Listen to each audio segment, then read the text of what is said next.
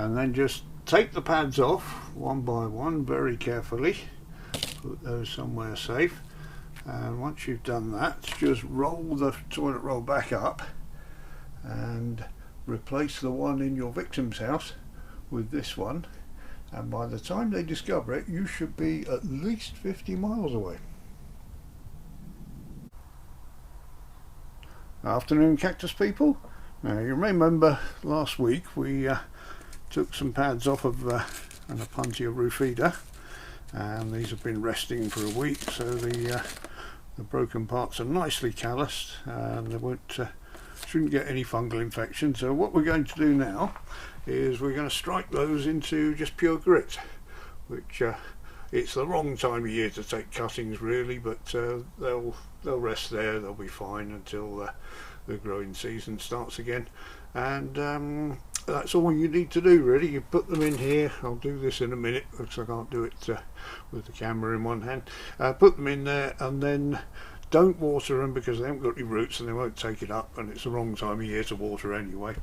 But what you can do is just gently mist them, and as Scotty pointed out, he missed his Opuntias to stop the glockids becoming airborne, and Rod pointed out that he actually got a glockid in his eyes, which is not a good thing because they can become airborne. So do bear that in mind, and I'll give these a bit of a mist before I do anything more, which is always a sensible thing to do.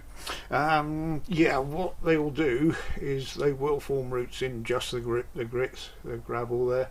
The only thing is keep an eye on these for mealybugs, because I found once they're in the trays full of gravel, they seem to be a bit of a magnet for mealybugs, and when they're not on the main plants here.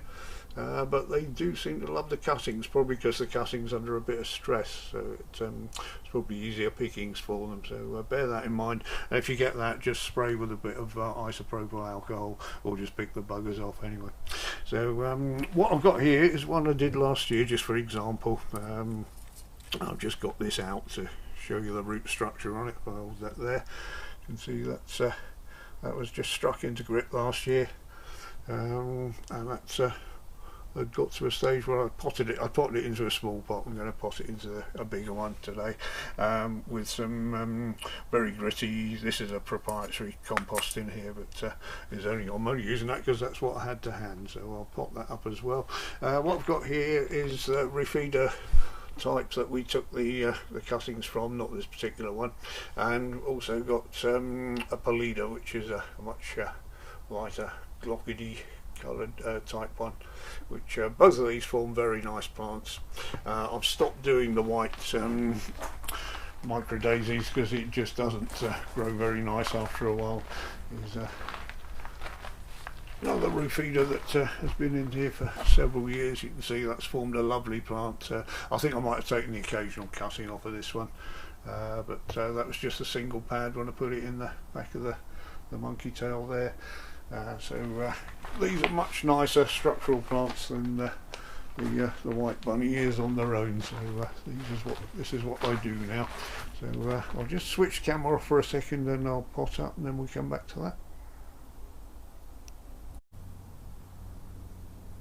And there we go, nicely potted up for this one, and with the label with today's date on, and likewise labelled with the cuttings with today's date.